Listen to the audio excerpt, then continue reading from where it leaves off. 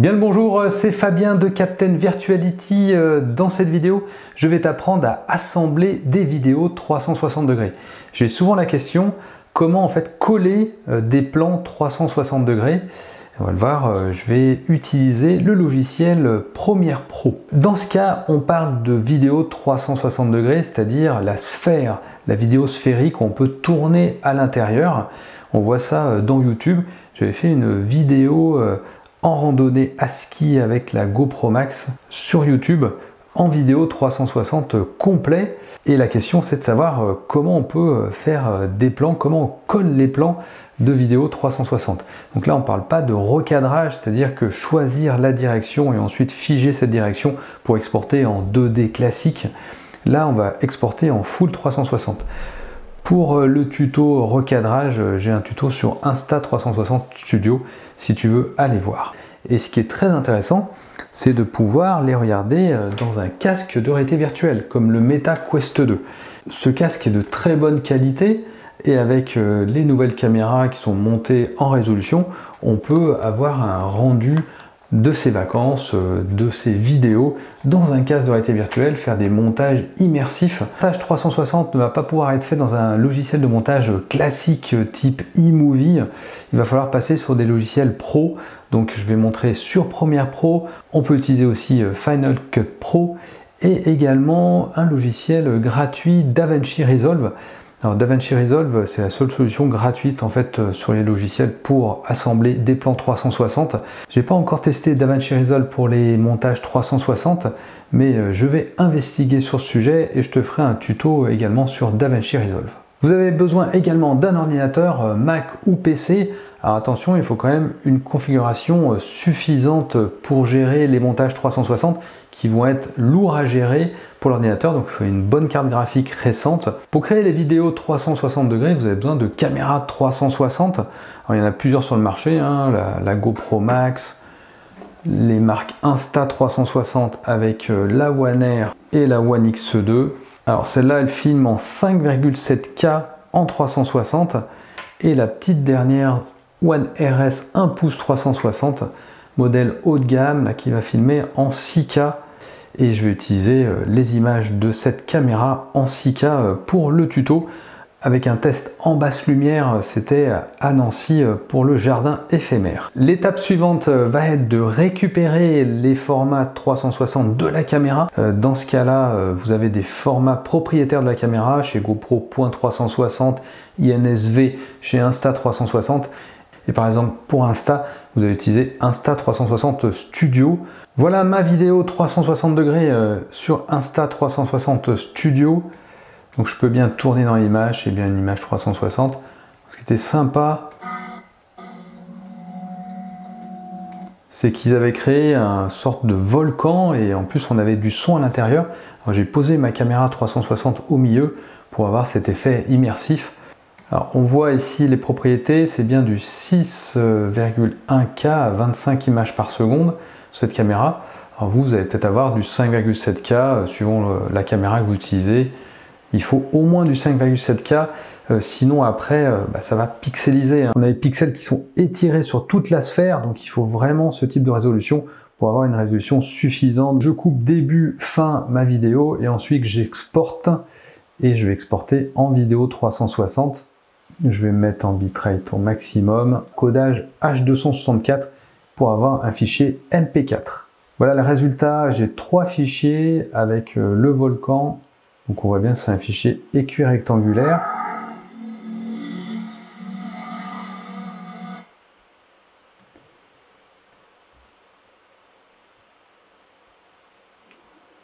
Voilà l'ambiance du lieu. Et un dernier dans une arche.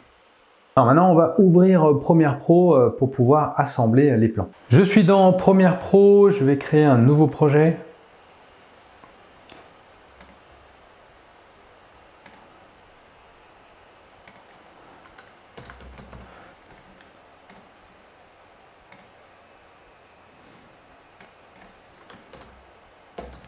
Voilà, que je vais appeler Nancy.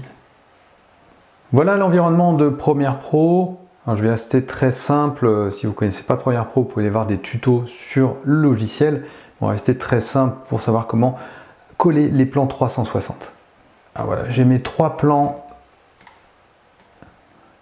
que je vais importer ici dans la partie projet. J'ai juste un glisser-déposer. On voit les différentes séquences. Si je double-clique, on voit les séquences qui vont être jouées. Alors on peut rapidement s'apercevoir que ça va laguer, c'est-à-dire qu'il va y avoir des saccades sur la lecture parce que le fichier est volumineux et ça demande beaucoup de ressources à l'ordinateur, surtout dans Premiere Pro. Donc ce qu'on va faire en fait, c'est créer des doublons. En fait, ça va créer un fichier allégé de la séquence et on va pouvoir du coup mieux la travailler dans Premiere Pro. Pour ça, on fait un clic droit et on va dans doublure, créer des doublures. On choisit low résolution. OK. Et là, ça va ouvrir Adobe Media Encoder.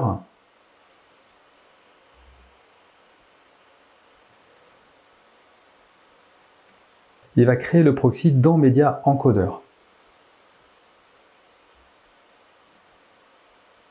Voilà, je vais faire la même chose pour les autres.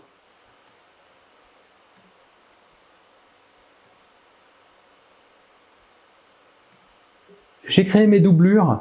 On voit que les doublures sont stockées dans le projet. Donc ça, c'est pas le fichier de base, hein, c'est juste les doublures. Et pour activer les doublures, il faut cliquer sur l'icône. C'est marqué activer, désactiver les copies allégées. Et donc si c'est activé, on va pouvoir lire beaucoup plus facilement le fichier. Donc ça va être très simple pour créer une séquence 360 degrés.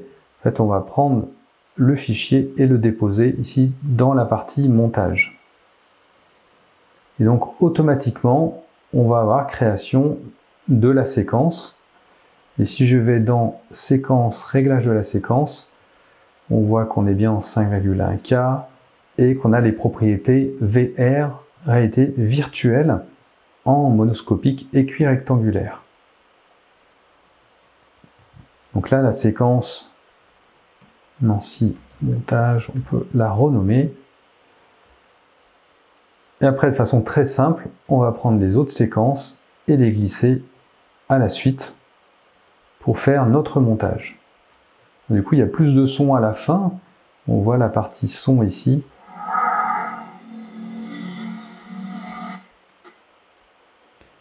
Et on voit l'icône activée, c'est-à-dire les doublures sont bien activées. Il faut bien activer les doublures, les copies, pour pouvoir faire le montage et travailler sa vidéo. On a une projection écue rectangulaire, c'est pas la sphère, c'est-à-dire que c'est la sphère mise à plat. Mais si on veut voir la sphère, c'est possible. Alors j'ai l'icône ici, activer, désactiver l'affichage de vidéo VR. Si vous n'avez pas cette icône, vous cliquez sur le bouton plus. L'icône est ici, il suffit de le glisser dans cette partie-là pour le retrouver. Quand vous cliquez sur la vue sphère, dans ce cas-là, il vous donne une projection à 360 degrés. Vous pouvez donc vous déplacer et vous voyez ici le changement de direction en vertical et horizontal. Quand je double-clique, je reviens sur la position de départ 0. Donc ça va être la position que va voir la personne au départ. Mais après, elle va pouvoir tourner la tête et avoir une orientation au départ. On va voir aussi comment la changer. On peut utiliser les outils de coupe. Alors si j'utilise l'outil d'allongement, je peux réduire ici un peu la vidéo. Réduire aussi là.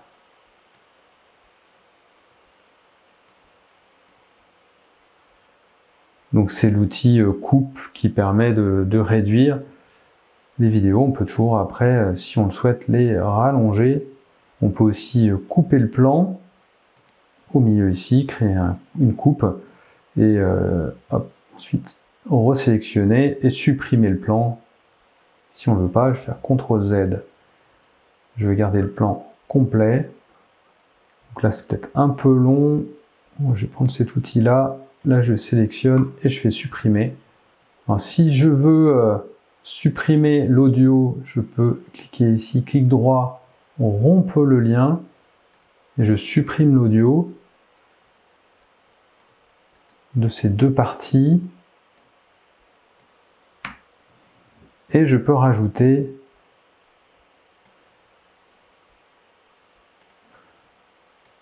une piste audio.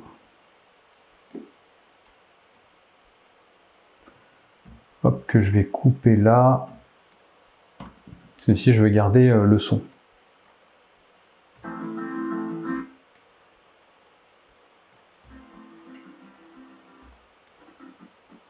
Voilà, maintenant j'ai mon montage terminé.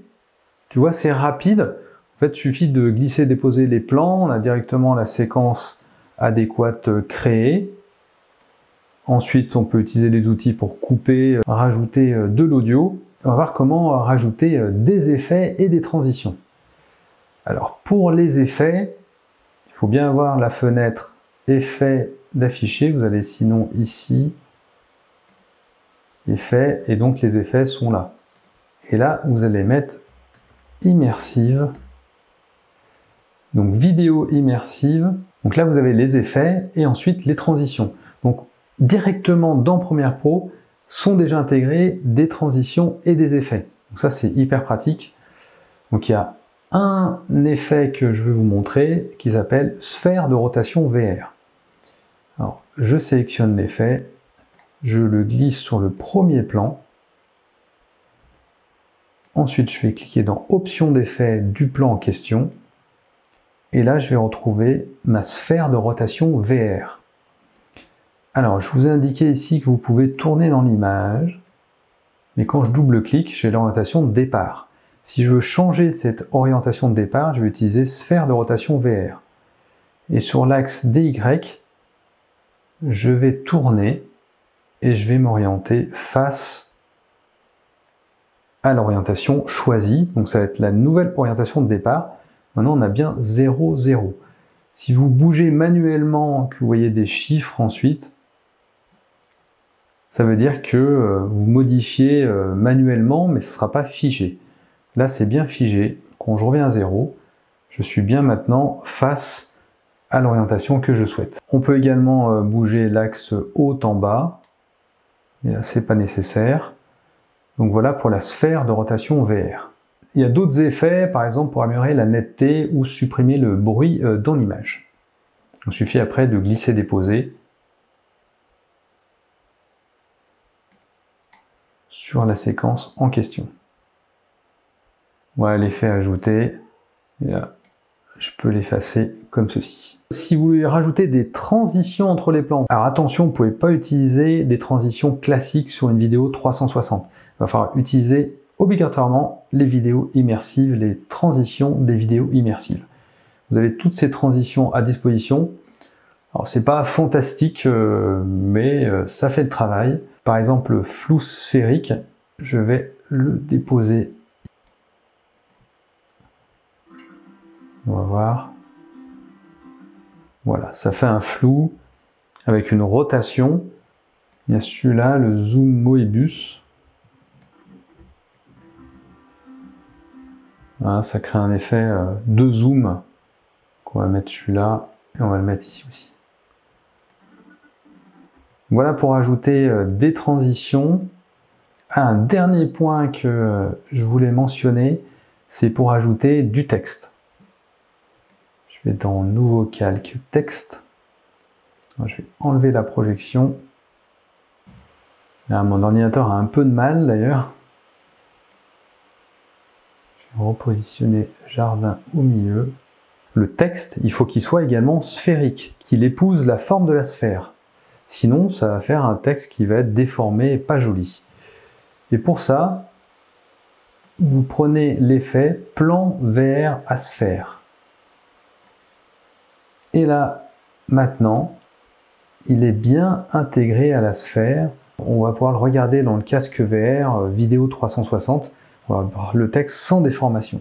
Voilà, maintenant je suis content du résultat. Je vais exporter ma vidéo. Je vais cliquer sur le bouton exporter. Le nom du fichier, c'est OK. l'emplacement, je vais le mettre Nancy. Et là, la préconfiguration, je vais aller chercher VR monoscopique, stéréo audio, format d'encodage H264. C'est le format le plus reconnu, c'est celui-là qu'il faut utiliser. Les critères vidéo sont cochés par défaut. Si je clique sur plus, alors vous pouvez, pour améliorer le rendu final, cocher rendu à la résolution maximale. Par contre, ça va mettre beaucoup de temps à s'exporter. Également, pour améliorer le rendu, vous pouvez faire 2 passages au lieu d'un. Et là, on voit bien que la vidéo est bien cochée en vidéo VR monoscopique. Donc là, on ne touche pas. Donc voilà les trucs et astuces pour améliorer le rendu. Et là, on va rester sur du rendu classique. Et il ne reste plus qu'à exporter. Alors, on peut exporter directement ici dans Premiere Pro ou envoyer à Media Encoder. On ouvre Media Encoder, on voit le montage avec la préconfiguration. C'est prêt. Et donc, j'ai plus qu'à cliquer sur démarrer la file d'attente.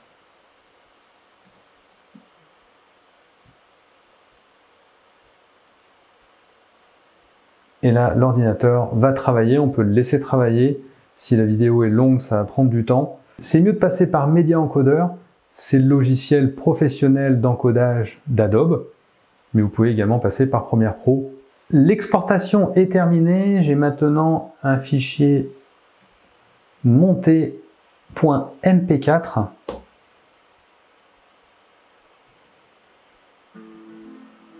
avec le texte jardin, la musique, les transitions.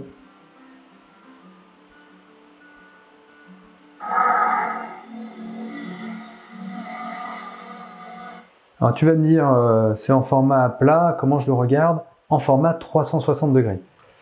Alors on peut utiliser Insta360 Studio par exemple.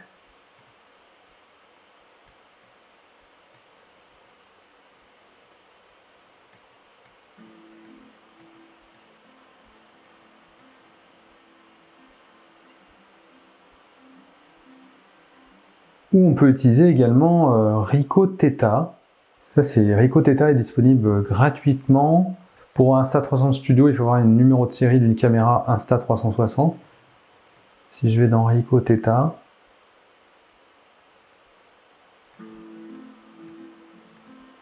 voilà, je peux bien tourner dans l'image. Donc le montage est bien terminé, il est en format MP4 écrit rectangulaire avec les métadatas 360 degrés. Si vous le mettez dans un lecteur 360 comme j'ai montré Ricoh Theta ou Insta360 Studio, vous allez pouvoir tourner dans l'image. Vous pouvez également le déposer sur YouTube pour tourner dans l'image après sur YouTube. Et on verra dans une prochaine vidéo comment le transférer en local dans le casque Meta Quest 2 ou autre casque de réalité virtuelle. J'espère que la vidéo t'a plu et te sera utile. N'hésite pas à laisser un commentaire si tu galères sur Premiere Pro, j'essaierai de t'aider au maximum, ou tu utilises un autre format d'encodage ou un autre logiciel, peut-être lecteur 360 degrés. Je sais qu'il y a GoPro VR également qu'on peut utiliser. Donc voilà, ça peut être utile. Petit commentaire, le petit pouce vers le haut également, ça m'aide beaucoup. Je vais préparer l'autre vidéo sur le transfert sur le casque réalité virtuelle. En attendant, je te souhaite de bonnes créations en 360 degrés et je te donne rendez-vous sur une prochaine vidéo. Ciao!